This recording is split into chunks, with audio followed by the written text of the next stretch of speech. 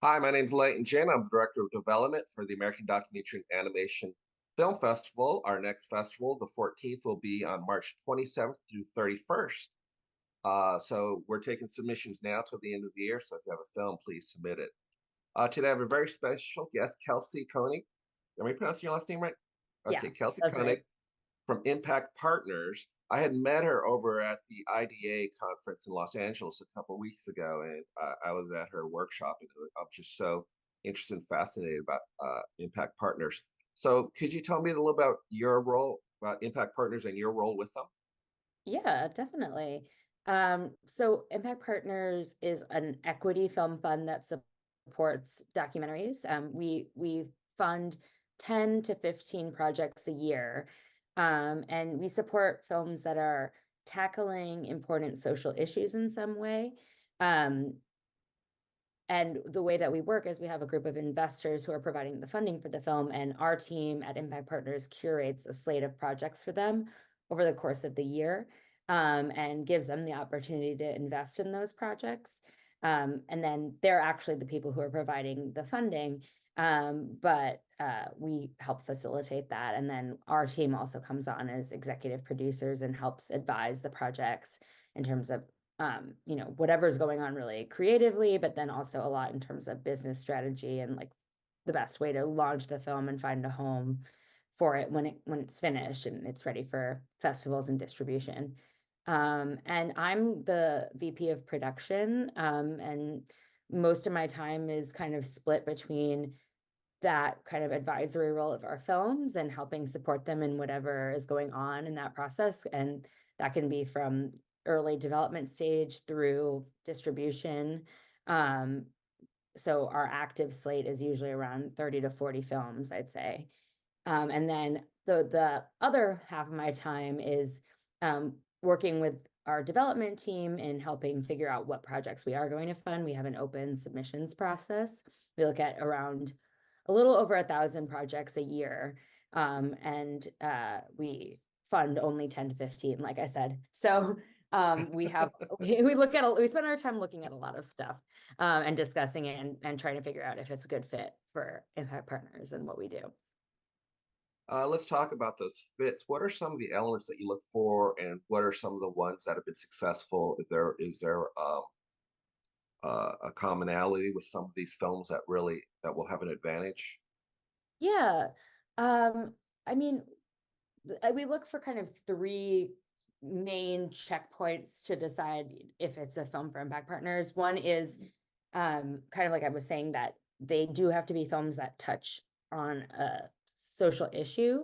A lot of our films have really elaborate impact campaigns. You know, they were kind of they would go hand in hand with the filmmaking process. Like that was part of the reason the investors want or the filmmakers wanted to make that film. Mhm. But it doesn't necessarily have all of the films don't have to be like that, but they do have to kind of have the potential to start important conversations about important issues in the world. So And, that's kind and of how much is timing involved with that part of the process? Because obviously, certain parts of you know the last few years, certain topics became more hot topic, yeah. and others. How much does the timing affect your decision on those films? Yeah, that's a good question. I would say, you know, we kind of respond to what comes to us. So we don't go out there. I think sometimes there are funders who more think of it as like, I want to have a film on this topic. And or, maybe like if it's an election year, they say we need to have a film about the election. But to us, we're just looking at what's coming to us. So that it does necessarily, when things become really important stories in the news, we always see like an uptick in Right. submissions about those projects. And then sometimes it actually becomes a little bit tricky because then we have to figure out what's going to be the one film that we probably support that year on that topic. Mhm. Because we don't really want our films to be competing with each other as much as we can avoid it, Right. for festival slots or for distribution. So sometimes there are just projects where we really love it, but it's just too similar to a film that we did. So Mm. timing does matter, but it's not like we're going out there saying, oh, yeah, this is, the war in Ukraine is really important right now. This is the big news story. We have to have a film on the war in Ukraine. It's more responding to like the quality of filmmaking, the filmmaker's vision. Who do we feel like is telling this story in a really unique and interesting way? Hmm. And then there was two other on your checklist that Yeah, you. I guess I mean, the biggest thing is kind of what I was just alluding to of like the creative and the artistic approach of the filmmakers. That's the biggest thing that we're evaluating and looking for. Um, it really, since we do such a small amount of films a year, they really have to feel like special in terms of the vision, I would say. So it's a little hard to put our finger on like what exactly that means, but I think it's like they have a clear reason why they're the person telling this story. Maybe it's connection to the story matter personally, or, you know, they have very unique access, or they have this really interesting like, perception of it and Mhm. visual approach to telling it. And then I think also them kind of, you know, having a vision for why it has to be a film rather than a news article or a book or a, you know, podcast. Um, so yeah, there's lots of different creative questions that we ask along the way, and we don't expect people to know exactly like what the film is going to be, because that's part of the fun of documentary, that Right. it's real life. We don't know exactly what's going to happen, but that feeling like the filmmaker has a vision for how they want it to unfold. Not like in terms of the plot, but in terms of just what the experience of the film will be. And then the last thing that we evaluate is if it makes sense for our equity investing. Hmm. So we're hoping to recoup back at least some of our investment that we put in, that our investors put in. We're Hmm. hoping to, when we advise our investors on becoming a part of that project, that we can see a way forward that they could make some of it back, because that's really the way that Impact Partners has been able to be sustainable over the 16 years that we've been. Actually, it's a little bit more than that now. It's coming up on 17 years. Um, that's how we've been able to be sustainable. That our investors are not thinking of their investment as a you know, big chance to make a lot of money, but more as a way that their funding of documentaries can be more sustainable, so they Hmm. can take whatever they get back from some of the films that they supported in the past few years and then put it into the next group of films. So we're trying to just match up what we invest with what we think, you know, could potentially come back from the marketplace. So and we're just also wanting to see a way forward that the full budget could be completed. So if we're not coming on with what's needed to complete the full budget, where could that come from? And then does that also feel kind of like a realistic investment to make? So that's Hmm. a kind of three categories. I mean, then there's like different things within each category. There's lots of elements to our conversation, but Hmm. yeah, I'd say those are the big three. Now, obviously, you're talking about getting a lot of submissions, and a lot of them are similar topics. Is there one project that you remembered where it was kind of a hot button topic where you had a lot of submissions for the same topic, but the but one you picked and why it stood out from the rest and why you went with it, and then how did it do? That's a really good question. I'm trying to think of something that is not like um, super current, because those films are still in progress. Hmm. Um, yeah, because we always get you know, it makes sense that the filmmakers, you know, when those are the things that are most um, pressing, that's what people feel drawn to. Let me think. Hmm. I can't think of a specific scenario. I mean, we do have a film that I don't know exactly how it's going to turn out because it's still in progress right now, but we have had a conversation kind of around in 2022 when Russia invaded Ukraine. We did have a conversation of there were many films, many worthy films, many, you know, important films. But we knew that, you know, especially with something like war, that's something that's really difficult for um, you know, buyers to have Right. multiple films on that topic. Hmm. So we ended up supporting a film by a director named Olivier Sarbil. He's a war. He's his background is in conflict photography, but and but he had found a way into this particular community of deaf people in Ukraine. And it was, and then one particular person who wanted to enlist, who's Ukrainian and wanted to enlist, but was deaf. And it's a lot Hmm. about like his experience of wartime Hmm. through his deafness. So it wasn't just about the war, but it was also Hmm. about like getting into the headspace of what does it mean for this particular community within the community in wartime. So that's just one I could think of like more recently.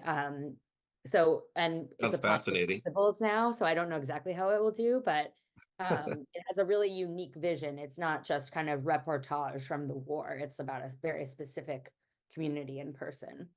Hmm. No, you touched on as the third part is trying to make back on your investment, and that brings up to the topic of how do you think documentary films are doing today? Because we hear a lot of different things about documentaries. For instance, I saw something in Variety. They said documentaries aren't making much money. It's painted a very bleak picture. However, at our festival, we're going to brag a little bit about our festival. I think we were up attendance was up 75%. We had 50% increase in revenue for our festival. So that's kind of in conflict with what they're saying. So from your perspective, where do you think the state of documentaries are today? Yeah, that's actually really great to hear because that's been something I've kind of been um, kind of you know, informally saying to people, friends in the industry of that, it has been really tricky the past few years. It's been difficult there, mostly in terms of getting like kind of really big buyers for your project. There are a few films who kind of are able to finish their film, sell it at a festival, and kind of get lucky that like a big streaming platform is able to come on board.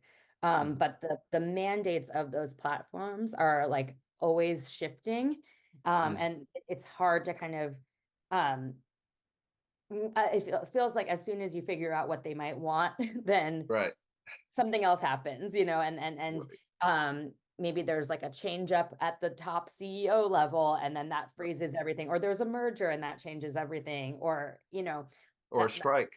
yeah, exactly. Yeah. Yeah. So yeah, I think that's part of the reason it's been difficult. And then another reason why it's been difficult is just that theaters have not really bounced back for documentaries since the Mm. pandemic. Like, I mean, I think it's the theatrical experience in general is not the same from Right. before the pandemic, but I think that was already kind of going that way with streaming.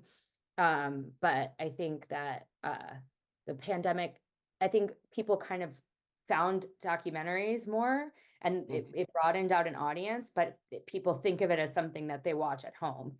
So they're not really showing up to theaters for it. So it's like those two things made it a very difficult market the past couple years, I'd say starting in 2022. Mhm. But what you were saying about your festival, I've been kind of seeing the same thing at a lot of the festivals that I've been going to. It's like I really think that there's an audience out there who wants to see these films and wants to go out and have an in-person experience. I was at Hot Docs and I was hearing from lots of people that the screenings were full and the audiences were really enthusiastic.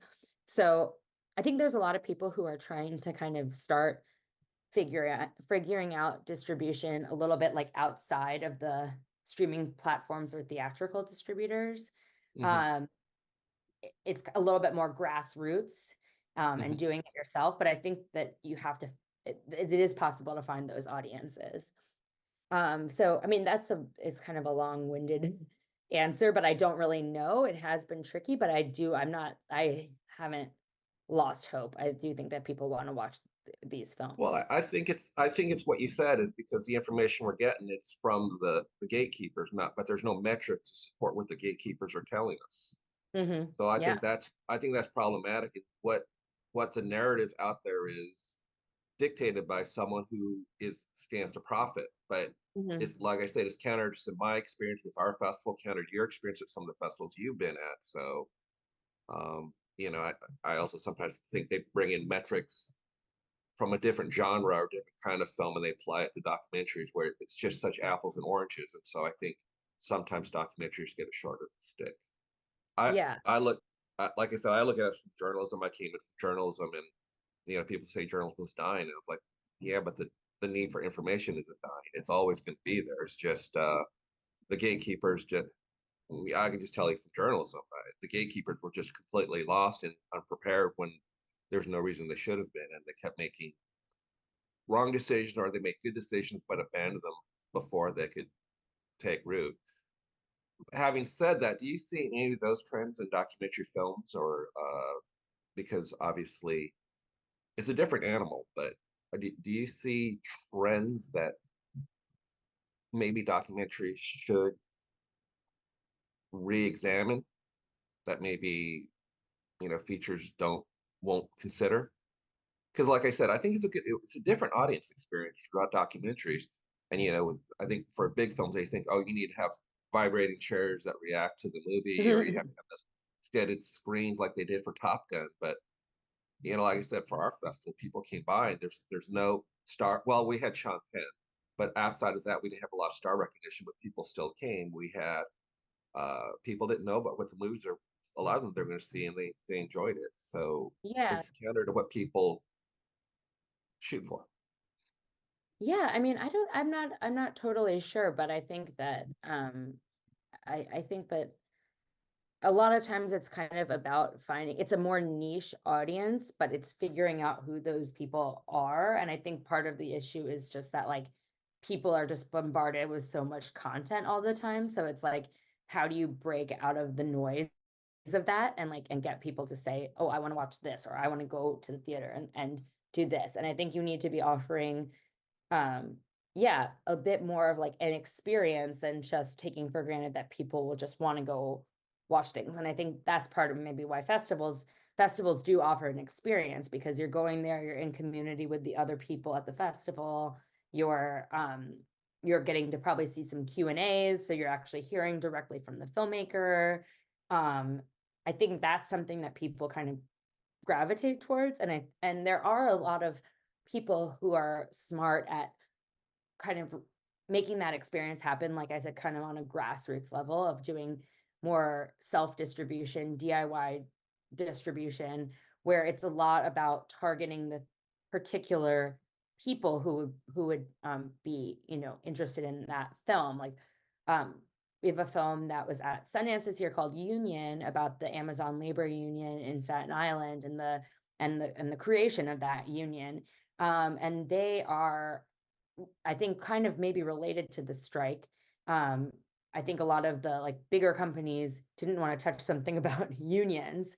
So um, so we were kind of thinking, even from the beginning, like it's going to have to be a more independent route, which is really exciting. But they're going places and they're connecting with unions on the ground all around the country to set up screenings and have people have these conversations. And then they're going to places that have Amazon warehouses and trying to get the Amazon workers to come to the screenings. So that's kind of bordering on to the like impact campaign work. But I think a lot of it overlaps, where it's like if you find those target audiences, that's kind of how to get people really engaged and come out to watch the films. Yeah, I kind of think when you talk about the big pictures, that's where they're failing right now. That's why Yeah. those box office numbers are dropping, because the marketing isn't like it was before, and Yeah. obviously how you receive it has changed a lot as well. So that's part of it, and and I just don't think they've adapted. Yeah. Kelsey, I know you're a filmmaker too. Can you talk to me about your experiences as a filmmaker, and then after that, how impact uh, would have affected you and helped you in your career? Yeah. I mean, I kind of am, I don't know if I would fully call myself a filmmaker. I have done some work on different films. I haven't had something that I like directly directed or produced. Mhm. Just I love documentaries, and I knew I wanted to work in the documentary industry, and so I tried out a few things. Um, and then um, and then kind of figured, and then nothing really kind of like grabbed me in terms of like I definitely want to direct or I definitely want to edit, you know. Mhm. So that's kind of why I ended up on the industry side of things.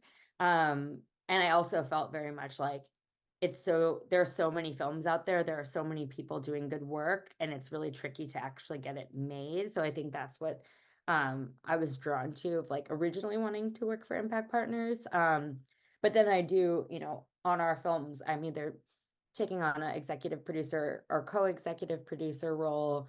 So it's kind of, it's not the day-to-day producing, but it's helping with the big picture questions. So yeah, I mean, I think there's just not that much funding out there right now. It's kind of in a similar issue of um the distribution landscape. I know that filmmakers are feeling a lot of pressure in both regards. So I definitely think, you know, I value what we're able to bring um to the table. And I think that people like working with us, not just because of like the financing, which I think is obviously great and people need funding to make their films, but like we're coming to it from okay, now that we're partnering together, let's just help you make the best film possible. And let's kind of you know, we're not really that focused at, once we're on board, we're not that focused on like, you know, do this because we think that'll help make the investors more money. We're more just wanting to help the vision come to life, and then hopefully that's what audiences will respond to. Yeah, there's that preserves an authenticity that sometimes you see missing in, production. I've, talking about documentaries, I've seen a lot of documentaries streams on streaming services that are inauthentic because they don't want to go there when going there's why I tuned in. So that's great to hear. Um, uh, Really quick, and if you can send it to me too, I'll put it in the description. How can people contact you and look for funding so you can have more than 1,000 films to look for? Yeah. So yeah, we have an open letter of inquiry process that's on our website. I think it's www.impactpartners.com, impactpartnersfilm.com, sorry. Okay. Um, slash submissions. But yeah, I can send it to you just so you have it. So that's the best way to get in touch with us with a project. So we first have people just write up a one-page letter with a summary about their film, and then we will, and if it seems like something that we would want to learn more about, then we invite a full proposal. And it's not like a formal application.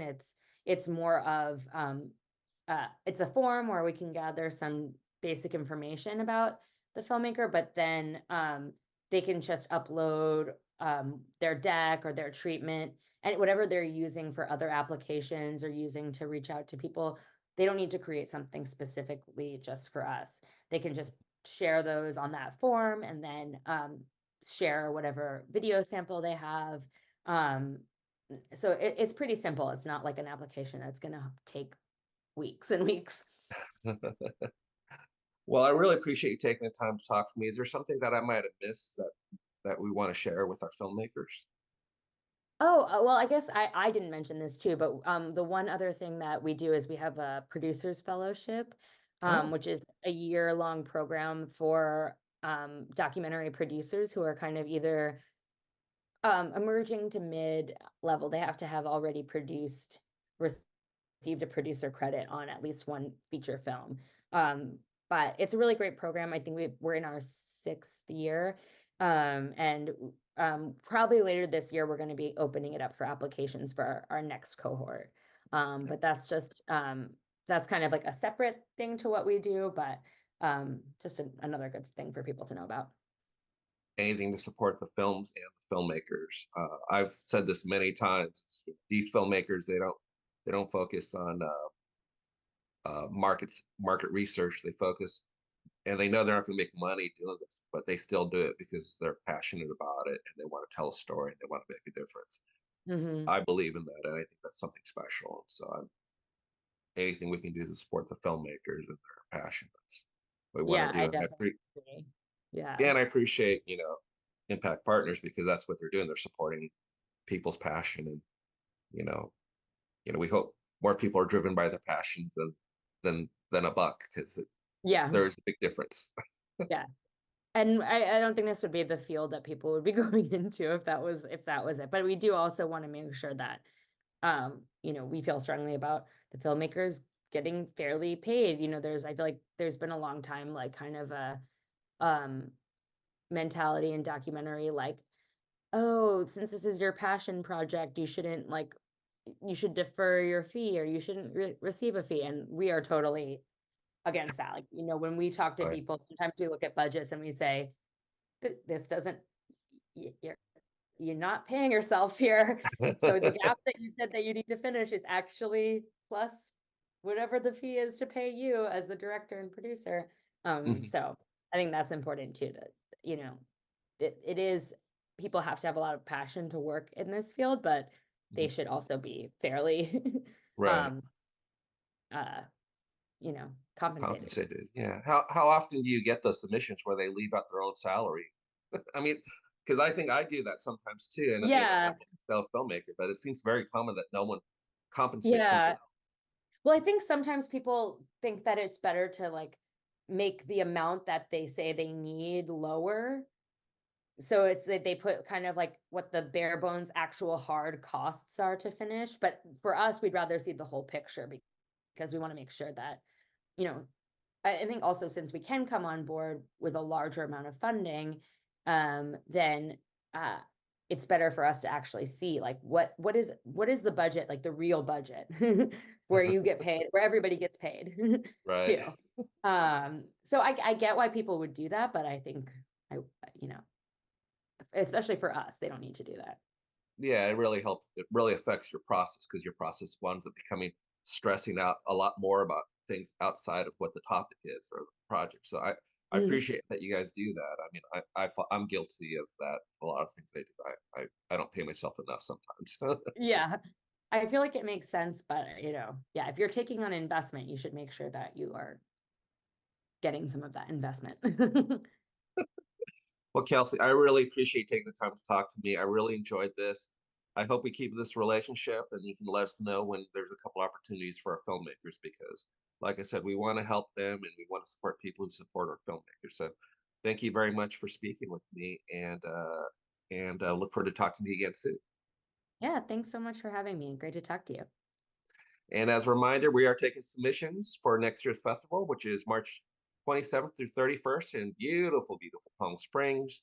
You have till the end to submit them. And then we look forward to seeing your projects and we look forward to seeing you guys next year. We're working really hard to make it bigger and better.